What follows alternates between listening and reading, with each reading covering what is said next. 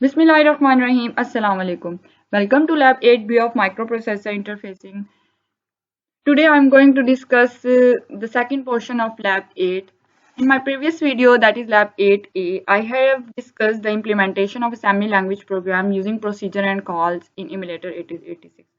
But in today's video, I will discuss how we can implement macros using assembly language programming. So macros are basically just like procedure, but actually they are not procedures. Macros look like procedure, but they exist only until our code is compiled. After compilation, all macros are replaced with real instruction. So macros are similar like procedure and they work in the same way like procedure. But the main difference between macro and procedure is that when we call a procedure, instruction pointer got replaces and it start executing the lines of procedure. But in case of macro, our whole macro program got replaced by macros call. So इसका मतलब ये है कि अगर हम किसी function की एक ही कोड के थ्रू मल्टीपल टाइम्स वर्किंग करवाना चाहते हैं, so in this case we will use macro. Macro को यूज करने का जो सबसे हमारे पास ग्रेटेस्ट बेनिफिट है वो ये है कि इसमें हम जस्ट उस कोड को लिखते हैं जिसे हम एग्जीक्यूट करवाना चाहते हैं, और इसका एक ये एडवांटेज भी है कि ये एक इनपुट पैरामीटर है to the assembly language programming.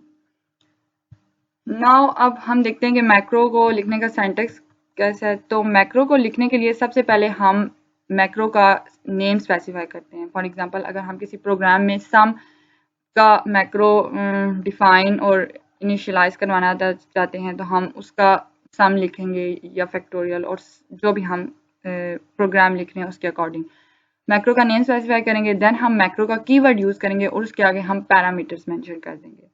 Then हम नेक्स्ट उस कमांड्स और इंस्ट्रक्शंस लिखेंगे जिसके ऊपर हम अपने कोड की एग्जीक्यूशन करवाना चाहते हैं. उसके बाद फाइनली हम एंड मैक्रो से अपने मैक्रो को एंड कर देंगे. मैक्रो में हमारे पास प्रोसीजर की तरह रिटर्न का कीवर्ड यूज नहीं होता बिकॉज ये हमारा जो कंट्रोल है ऑपरेटिंग सिस्टम की तरफ ट्रांसफर नहीं करता. मींस के मैक्रो जो है वो हमारा ऑपरेटिंग सिस्टम की तरफ जो कंट्रोल शिफ्ट है मैक्रो के केस में वो पॉसिबल नहीं है. अब जैसे हम प्रोसीजर को कॉल करते थे इसी तरह हम मैक्रो को भी कॉल करवा सकते हैं, बट प्रोसीजर को कॉल करने के लिए हम फर्स्ट कॉल का कीवर्ड यूज करते थे, बट मैक्रो को कॉल करने के लिए हम जस्ट उसका नेम टाइप कर देते हैं जो हमने ऊपर मैक्रो को डिफाइन करते हुए स्पेसिफाई किया था. उसका जस्ट नेम कॉल करके आगे पैरामीटर्स मेंशन करते हैं तो हमारा macro in this way call हो जाता है. लाइक यहाँ पर इन्होंने मैक्रो को कॉल किया माई मैक्रो एंड देन उसके आगे पैरामीटर्स.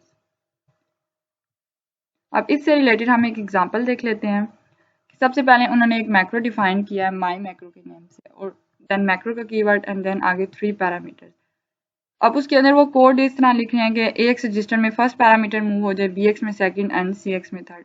देन मैक्रो एंड हो गया. अब मैक्रो को कॉल करवाने के लिए उन्होंने माई मैक्रो जो यहाँ पर नेम स्पेसिफाई किया था वही लिखा है एंड देन आगे पैरामीटर्स लिख दिए. अब जब अगर हम इस कोड को इमुलेटर पर रन करें तो जब first line of code execute होगी मींस के फर्स्ट मैक्रो का ये जो लाइन एग्जीक्यूट होगी तो हमारे पास AX, BX और CX में ये वैल्यूज आएंगी 1 2 3 because they are parameters to the macro. And then जब ये एग्जीक्यूट होगा देन P1, P2 और P3 इन वैल्यूज से रिप्लेस हो जाएगा कि AX में 4 वैल्यू चली जाएगी, BX में 5 चली जाएगी और CX में DX में जो भी डाटा पड़ा है गार्बेज डाटा और एनी अदर 0 वैल्यू तो वो CX रजिस्टर में मूव हो जाएगा. तो इस तरह मैक्रो को हम असेंबली लैंग्वेज प्रोग्रामिंग में यूज कर सकते हैं. अब हम इससे रिलेटेड कुछ टास्क को देख लेते हैं अपने. तो सबसे पहले जो टास्क है हमारे पास वो ये है कि define the macro to calculate the cube of number present in register. हमें किसी भी नंबर का क्यूब फाइंड करना है यूजिंग मैक्रो और सबसे पहले हमने मैक्रो को डिफाइन करना है. सो इसके लिए हम एक असेंबली लैंग्वेज का कोड लिख लेते हैं.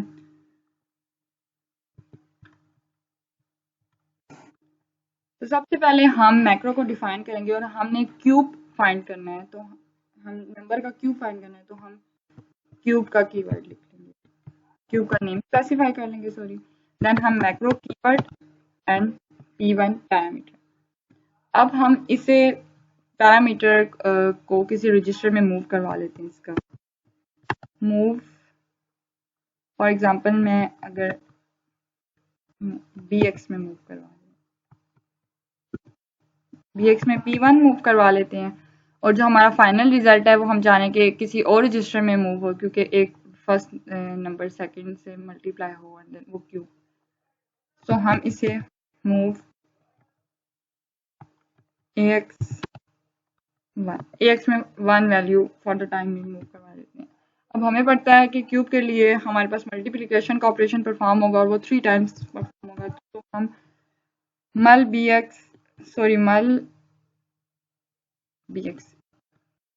मल bx 3 टाइम्स देंगे।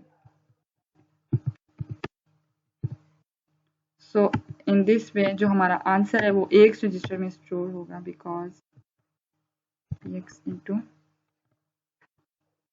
ax। और इसके बाद हम अपने मैक्रो को एंड कर देंगे। यहाँ पर मैक्रो हमारा एंड हो गया। अब हम मैक्रो को कॉल करेंगे। तो कॉल के लिए हमने जो ऊपर नेम स्पेसिफाई की है क्यूब, वही हम यहाँ पर भी स्पेसिफाई करेंगे और जिस भी नंबर का हमें क्यूब फाइंड करना है वो हम यहाँ पर लिख देंगे। For example in this case में यहाँ पर अगर 8 का क्यूब फाइंड करना चाहती हूँ तो मैं 8x लिख लगाऊंगी, अपना जो मैक्रो है जो असेंबली लैंग्वेज प्रोग्राम है उसे एंड कर दूंगी। अब हम इसे इमुलेट करके देख लेते हैं। तो सबसे पहले सिंगल स्टेप करेंगे तो bx रजिस्टर में 8 वैल्यू चलेगी, मीन्स कि जो ये पैरामीटर है ये bx रजिस्टर में मूव हो जाएगा। देन ax में 1 एंड मल्टीप्लाई होगा, first time multiplication, second time multiplication and third time multiplication. So 8 का क्यूब जो है वो हेक्स में वो 200 के इक्वल है। हम इसे कैलकुलेटर के थ्रू भी चेक कर सकते हैं। 8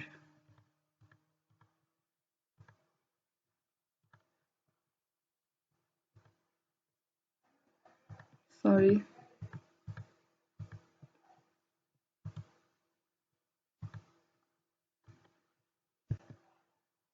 सो ये हमारे पास 8 का जो क्यूब है वो 200 ही होता है। तो इस तरह हम अपने टास्क 1 को कर सकते हैं मैक्रो के थ्रू, किसी भी नंबर का हम क्यूब फाइंड करना चाहें। नेक्स्ट टास्क जो हमारे पास है वो है कि define the macro that will compare the number. हमें एक मैक्रो को डिफाइन करना है जो दो नंबर्स को कंपेयर करे आपस में। इसके लिए भी असेंबली लैंग्वेज का कोड लिखते हैं हम। तो सबसे पहले हम कंपेयर नेम स्पेसिफाई कर देते हैं, बिकॉज हमें दो नंबर्स को कंपेयर करवाना है। देन मैक्रो का कीवर्ड, एंड अब हमें दो नंबर स्पेसिफाई को कंपेयर करवाना है, तो हम दो पैरामीटर्स लिखेंगे P1 एंड P2। अब हम इन्हीं दोनों पैरामीटर्स की जो वैल्यू है उन्हें किसी रजिस्टर्स में मूव करवा देंगे। AX में हम P1 का डेटा मूव करवा देते हैं और BX में हम P2 का डेटा मूव करते हैं। देन हम इन दोनों को कंपेयर कर लेंगे।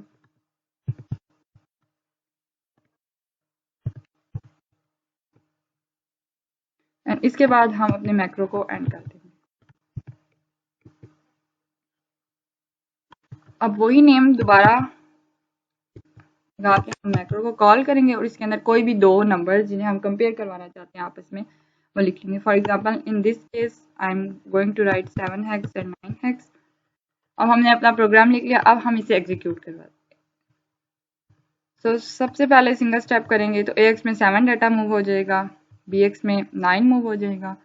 एंड जब ये कंपेयर होंगे तो कंपेयर की कमांड बेसिकली क्या करती है कि किसी भी दो वैल्यूज को आपस में सब्ट्रैक्ट करके कुछ फ्लैग्स को एक्टिव कर सकते हैं। तो हम यहाँ से फ्लैग्स को ओपन करके चेक कर सकते हैं कि हमारे पास कैरी फ्लैग भी एक्टिव हो गया है, साइन फ्लैग भी एक्टिव हो गया और ऑक्सिलरी फ्लैग भी एक्टिव हो गया। सो इस तरह हम किसी भी मैक्रो के थ्रू दो नंबर्स को आपस में कंपेयर करवा सकते हैं। हमारा टास्क 2 भी हो गया। अब हम अपने टास्क 3 को डिस्कस करते हैं। इस टास्क में हमने define the macro that will calculate factorial of a given number. हमें कोई भी एक मैक्रो डिफाइन करना है जो किसी भी गिवन नंबर का फैक्टोरियल फाइंड कर सके। तो इससे रिलेटेड जो असेंबली लैंग्वेज प्रोग्राम है उससे मैंने पहले से लिख कर रखा हुआ है इमुलेटर पर। लेट्स सी के वो किस तरह की फंक्शनिंग और कैसे बिहेव करता है। तो सबसे पहले हम एक फैक्टोरियल का मैक्रो डिफाइन करेंगे और उसके अंदर एक पैरामीटर मूव करेंगे, बिकॉज हमें एक नंबर का फैक्टोरियल फाइंड करना है। देन हम उस पैरामीटर को किसी रजिस्टर में मूव करवाएंगे एंड देन उसी AL की वैल्यू को हम BL में मूव करवाएंगे एंड देन डिक्रीमेंट BL जो हमने यहाँ पर लगाया है कि वो BL डिक्रीमेंट हो जाए, बिकॉज AL में हमारे पास 4 पड़ा हुआ है और BL में जो हमारे पास डिक्रीमेंट होकर वो 3 वैल्यू आ जाएगी। बिकॉज हमें फैक्टोरियल के लिए यही है कि जो नेक्स्ट वैल्यू है प्रीवियस वैल्यू से लेस हो और वो दोनों आपस में मल्टीप्लाई हो जाए। देन CL में हम 4 मूव करेंगे बिकॉज हम चाहते हैं कि हमारा लूप 4 टाइम्स चले। इसके बाद हम लूप लगाएंगे मल BL मल्टीप्लाई हो जाए BL और जो रिजल्ट है वो हमारा AX रजिस्टर में आ जाए, X equals to BL multiplied by 8। And then हम फाइनली लूप को एंड कर देंगे और मैक्रो को भी एंड कर देंगे। इसके बाद हम मैक्रो को कॉल करेंगे फैक्ट और आगे हम जिस नंबर का भी फैक्टोरियल फाइंड करना चाहते हैं इन दिस केस मैं 4 का फैक्टोरियल फाइंड करना चाहती हूँ।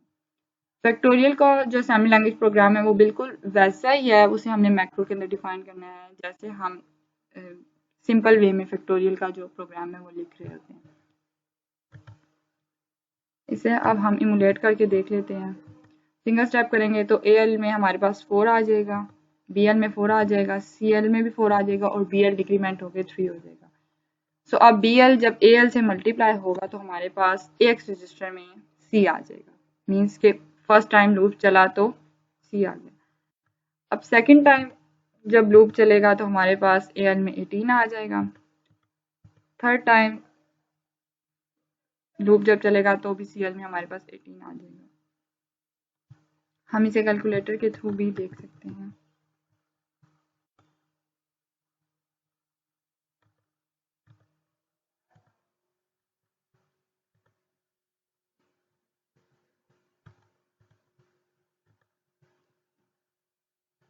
कि 4 का फैक्टोरियल जो है वो हमारे पास हेक्स में 18 आ रहा है। सो इस तरह हम मैक्रो के थ्रू किसी भी नंबर का फैक्टोरियल फाइंड कर सकते हैं। नेक्स्ट आप अपने लास्ट टास्क को डिस्कस करते हैं और इसमें हमारे पास है calculate the sum of number using the macro sum. सबसे पहले हमने नंबर्स का सम फाइंड करना है यूजिंग मैक्रो सम, मैक्रो के थ्रू। Once the sum is calculated calculate factorial using the procedure factorial. अगर जब हम एक बार सम कैलकुलेट करेंगे तो उसके बाद हमने उसी सम का फैक्टोरियल फाइंड करना है using the factorial procedure, mean के प्रोसीजर लगा के हमने उसका फैक्टोरियल भी फाइंड करना है। तो इसका जो प्रोग्राम है उसे डिस्कस कर लेते हैं। तो सबसे पहले हम एक सम का मैक्रो डिफाइन करेंगे और इसमें हम 2 पैरामीटर्स ले लेंगे। अब उन दोनों पैरामीटर्स को भी किसी भी रजिस्टर्स में मूव करवा के उन्हें ऐड करवाएंगे तो वो दोनों जो नंबर्स हैं वो ऐड हो जाएंगे। देन हमने इसी के अंदर प्रोसीजर को कॉल करना है। सो हम कॉल फैक्ट करेंगे और फैक्ट के अंदर हमने अपना प्रोसीजर लिख कर रखा हुआ है और प्रोसीजर के अंदर जो है हम लोग वही फैक्टोरियल का कोड लिख रहे हैं जो हमने प्रीवियस टास्क में भी लिखा कि AX रजिस्टर में 0 मूव करवा दिए बिकॉज AX में उन दोनों नंबर्स का रिजल्ट पड़ा हुआ है पहले से। देन हम AX को BX में मूव करेंगे, उसे डिक्रीमेंट करेंगे। CX में उतने टाइम जितने टाइम हम लूप को चलाना चाहते हैं उतने टाइम्स वैल्यू मूव करवाएंगे, मल्टीप्लाई लूप लगेगी, उसके बाद वो मल BX होगा, डिक्रीमेंट होगा, लूप एंड प्रोसीजर यूँ एंड हो जाएगा। इसी तरह मैक्रो भी एंड हो जाएगा। इसके बाद हम मैक्रो को कॉल करेंगे सम और उसके अंदर जिन 2 नंबर्स का हम एडिशन परफॉर्म करवाना चाहते हैं उन दोनों नंबर्स को लिखेंगे। तो इस तरह हम एक ही कोड के अंदर मैक्रो और प्रोसीजर दोनों को यूज कर सकते हैं। So in this lab I have tried to discuss the implementation of assembly language program using macro. So that's it for today's video. If you like this video, kindly like it. Thank you. Allah Hafiz.